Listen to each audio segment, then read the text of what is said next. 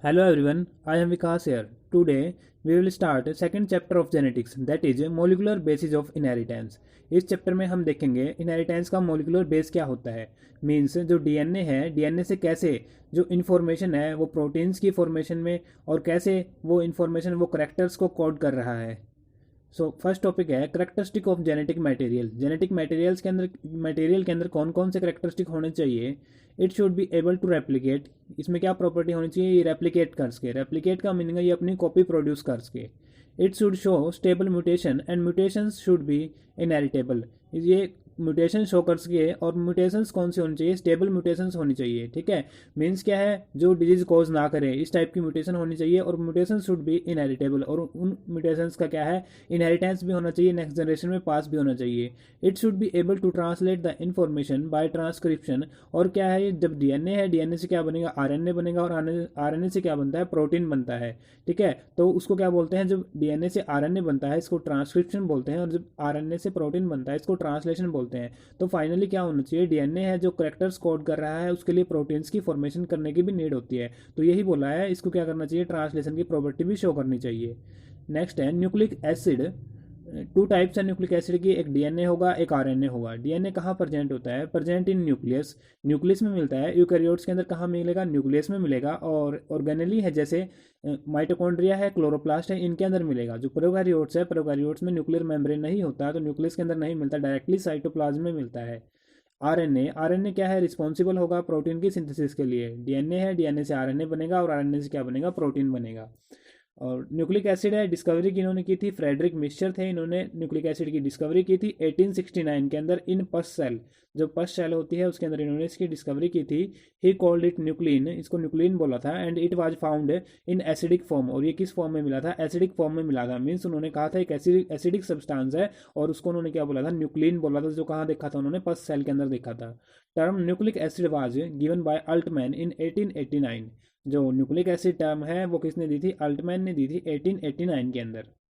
Next है nucleic acid is made up of. Nucleic acid के अंदर क्या क्या मिलता है, पेंटोज शुगर मिलता है, नाइट्रोजनस बेस मिलते हैं, और फॉस्फोरिक एसिड मिलता है।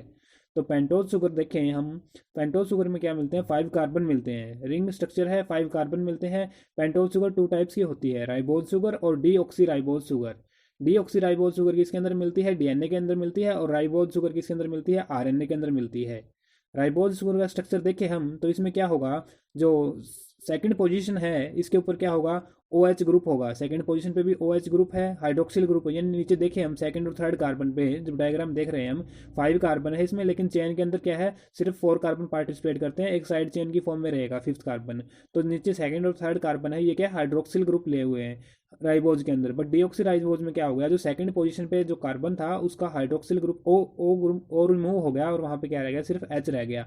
ठीक है, तो उसको क्या बोलते हैं, 2-डीऑक्सीराइबोज। यानी यही डिफरेंस है, सिर्फ एक ही डिफरेंस है, इसमें सेकंड पोजीशन पे OH मिलता है और डीऑक्सीराइबोज में सिर्फ H मिलेगा। तो ये स्ट्रक्चर है, 5 कार्बन कंपाउंड है पेंटोज शुगर, और डीएनए के अंदर डीऑक्सीराइबोज मिलती है, आरएनए के अंदर राइबोज मिलती है, और 5 कार्बन का ये कंपाउंड है। नेक्स्ट अगर नाइट्रोजनस बेस की बात करें, यानी 3 चीज़ें मिल रही हैं न्यूक्लिक एसिड के अंदर, पेंटोज शुगर, नाइट्रोजनस बेस और फॉस्फोरिक एसिड। तो नाइट्रोजनस बेस 2 टाइप के मिलते हैं, प्यूरिन और पायरिमिडिन। प्यूरिन की बात करें, प्यूरिन में कौन कौन सी आती है, एडिनिन और ग्वानिन आती है।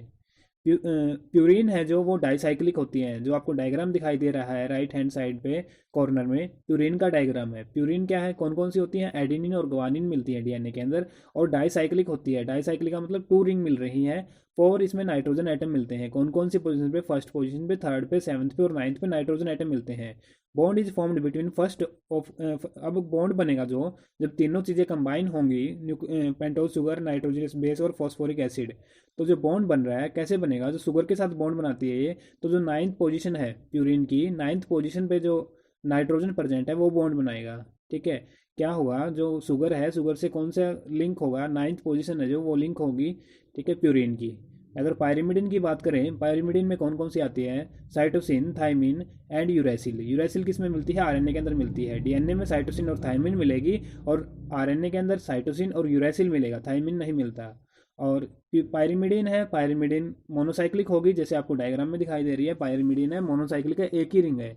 इसके अंदर 2 नाइट्रोजन एटम होंगे, फर्स्ट और थर्ड पोजीशन पे होंगे। Bond is formed between the first carbon of pentose sugar. वही बॉन्ड कैसे बनेगा, शुगर का तो हमेशा फर्स्ट कार्बन ही यूज होगा, और जो पायरिमिडीन है उसका यहाँ कौन सा यूज होगा, उसका भी फर्स्ट कार्बन ही यूज होगा। पायरिमिडीन का nitrogen, sorry, first nitrogen use होगा पायरिमिडीन का, और प्यूरिन का 9th नाइट्रोजन यूज होगा।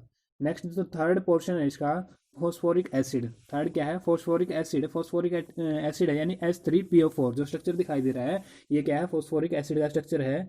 Attached at the 5th carbon of the pentose sugar. जो पेंटोज शुगर है उसके 5th पोजीशन पे ये क्या है, अटैच होगा। ठीक है, हमने हर एक की पोजीशन देख ली, कहाँ कहाँ कौन सा अटैच हो रहा है। तो अब इसकी न्यूक्लियोटाइड की स्ट्रक्चर देखते हैं। न्यूक्लियोटाइड है, न्यूक्लियोटाइड क्या होता है, जिसमें तीनों चीज़ें मिलेंगी, पेंटोज शुगर भी मिलेगा, नाइट्रोजनस बेस भी, फॉस्फेट ग्रुप भी।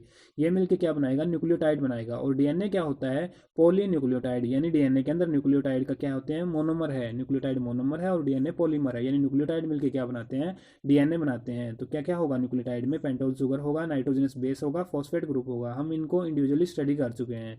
ठीक है, तो अब स्ट्रक्चर कैसे बनती है न्यूक्लियोटाइड की, जैसे आपको डायग्राम में दिखाई दे रहा है, बीच में शुगर होगा, लेफ्ट हैंड साइड पे आपको फॉस्फेट ग्रुप दिखाई दे रहा है, और राइट हैंड साइड पे आपको नाइट्रोजन बेस दिखाई दे रहे हैं।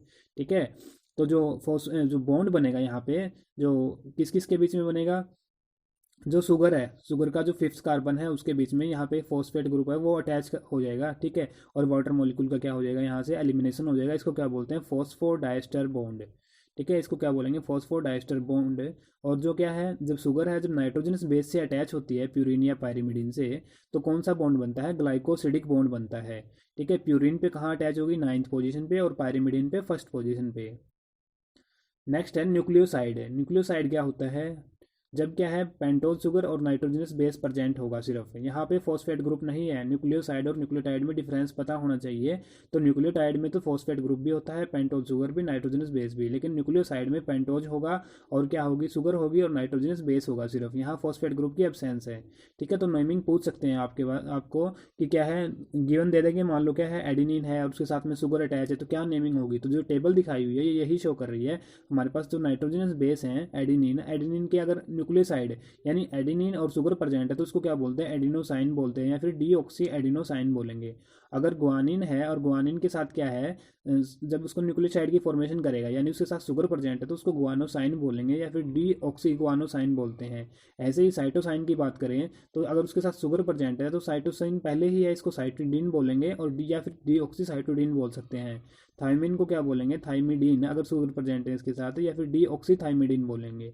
यूरेसिल को यूरिडीन बोलेंगे। अगर न्यूक्लियोटाइड की फॉर्मेशन कर रहा है तो उसको क्या बोलेंगे, एडिनाइलिक एसिड, या फिर डीऑक्सी एडिनोसाइन मोनोफॉस्फेट। इसी तरीके से गुआनिन और उसके साथ में क्या है, शुगर है प्लस फॉस्फेट है, यानी आपको ऐसे पूछ लेंगे जी प्लस शुगर प्लस फॉस्फेट क्या बन गया, गुआनाइलिक एसिड, या फिर इसको क्या बोलेंगे, डीऑक्सी गुआनोसिन मोनोफॉस्फेट। इसी तरीके से साइटोसिन से साइटिडाइलिक एसिड, या फिर डीऑक्सी साइटिडाइन मोनोफॉस्फेट। इसी तरीके से थाइमिन से थाइमिडाइलिक एसिड, या फिर डीऑक्सी थाइमिडीन मोनोफॉस्फेट। इसी तरीके से यूरेसिल से यूरिडाइलिक एसिड, या फिर यूरिडाइलिक एसिड मोनोफॉस्फेट, ये इसको बोलेंगे यूरेसिल को। ठीक है, यूरेसिल किसके अंदर मिलेगा, सिर्फ आरएनए के अंदर मिलेगा, वहाँ पे डीऑक्सी राइबोज शुगर नहीं है, इसलिए डीऑक्सी नहीं बोला। फिर अगर स्ट्रक्चर देखें तो इस तरीके से स्ट्रक्चर बनती है जो आपको दिखाई दे रही है, ये इसका स्ट्रक्चर है न्यूक्लियोटाइड की। ठीक है, इसमें क्या होगा, जो हमने दोनों तरफ, हाँ पता है ना, डीएनए है, डबल डबल हेलिक्स है ना, दोनों तरफ चेन प्रेजेंट है। ठीक है, और तो जो नाइट्रोजनस बेस है वो बीच में प्रेजेंट है, शुगर और फॉस्फेट की बैकबोन प्रेजेंट है। तो इसका जो ऊपर एक 5 प्राइम होगा, नीचे की तरफ 3 प्राइम होगा। इसी तरीके से जो सेकंड चेन है उसके ऊपर 3 प्राइम होगा, नीचे 5 प्राइम होगा। ठीक है, 5 प्राइम का मतलब क्या है, जो 5th कार्बन है ना उस पर क्या है, एक रिएक्टिव ग्रुप प्रेजेंट है, यानी कौन सा ग्रुप, यहाँ पे फॉस्फेट प्रेजेंट है। इसी तरीके से जो 3 कार्बन है, 3 कार्बन पे क्या है, एक रिएक्टिव ग्रुप प्रेजेंट है, और वो कौन सा, हाइड्रोक्सिल ग्रुप है, OH ग्रुप है। नेक्स्ट है, ये भी यही स्ट्रक्चर शो कर रहा है। और इससे नेक्स्ट जो एनसीईआरटी की बुक में दिया हुआ है डायग्राम, ये वही डायग्राम है। ठीक है, इसमें ए की बेस पेयरिंग टी से होगी, टी की ए से होगी, जी की सी से होगी, और सी की बेस पेयरिंग जी से होगी। वही 5 प्राइम होगा, 3 प्राइम होगा, 3 प्राइम होगा, 5 प्राइम होगा। ठीक है, बॉन्ड होंगे, जो बॉन्ड फॉर्म होते हैं नाइट्रोजनस बेस के बीच में, ए और टी के बीच में, जी और सी के बीच में, ए और टी के बीच में डबल बॉन्ड फॉर्म होंगे, हाइड्रोजन बॉन्ड होंगे। ठीक है, और जी और सी के बीच में ट्रिपल बॉन्ड फॉर्म होंगे, ये भी क्या होंगे, हाइड्रोजन बॉन्ड होंगे। नेक्स्ट ये डबल हेलिक्स का स्ट्रक्चर शो किया हुआ है, यानी क्या है, अगर हम कह लो जैसे स्टेयर होती है उसको क्या कर दिया हमने, रोटेट करवा दिया, तो वो क्या बना देता है, डीएनए बना देता है। शुगर फॉस्फेट की बैकबोन है, नाइट्रोजनस बीच में, बेस बीच में है, एक मेजर ग्रूव होगा, एक माइनर ग्रूव होगा। ठीक है। नेक्स्ट आता है स्ट्रक्चर ऑफ डीएनए, और इसको एक्सप्लेन किया था वाटसन और क्रिक ने, तो इसको वाटसन एंड क्रिक मॉडल भी बोलते हैं। J D Watson and F Crick gave double helix model of DNA in 1953 for which they got an Nobel prize in 1962। इन्होंने क्या है, मॉडल दिया डीएनए का डबल हेलिक्स मॉडल, इसके लिए 1953 में दिया था, और इनको फिर क्या है 1962 के अंदर नोबेल प्राइज भी मिला। This model was given in journal nature. कौन से जर्नल में पब्लिश किया था इन्होंने, नेचर में पब्लिश किया था।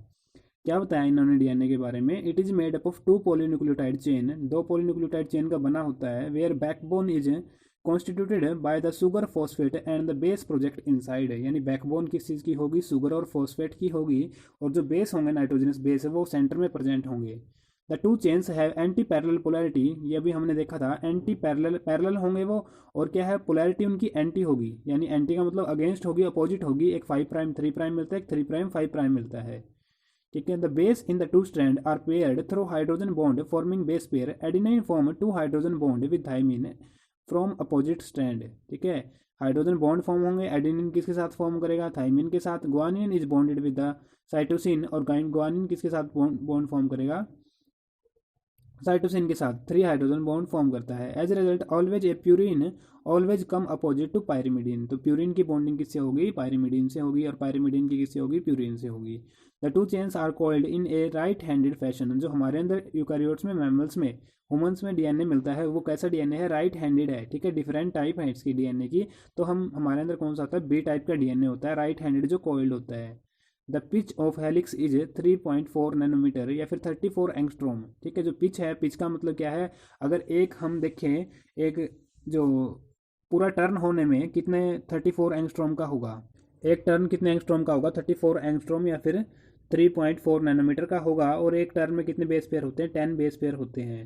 The distance between a base pair in helix is approximately equal to, अगर 10 बेस पेयर है तो क्या है, अगर दो बेस पेयर के बीच डिस्टेंस निकालना है तो क्या करेंगे, 10 से डिवाइड कर देंगे, तो क्या आ जाएगा 3.4 एंगस्ट्रोम या फिर 0.34 नैनोमीटर आ जाता है।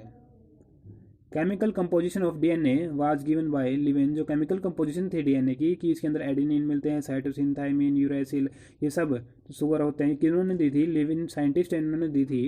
डबल हेलिक्स है जो मेजर ग्रूव है, जो डबल हेलिक्स है इसके अंदर क्या मिलेगा, एक मेजर ग्रूव मिलेगा जो 22 एंगस्ट्रोम का होता है, और माइनर ग्रूव मिलेगा 12 एंगस्ट्रोम का होता है। Diameter of DNA is 20 angstrom है। डीएनए का जो डायमीटर होगा वो कितने एंगस्ट्रोम का होगा, 20 एंगस्ट्रोम का होगा। और जो ये रोटेटेड है तो एंगल बनेगा इनके बीच में, बेस पेयर के बीच में, और ये एंगल कितना, एक टर्न कितने पूरा कितने का 360 डिग्री रोटेट कर जाता है। लेकिन दो के बीच में अगर बेस पेयर के बीच एंगल निकालेंगे तो ये कितना निकलेगा, 36 डिग्री निकलेगा। Thanks for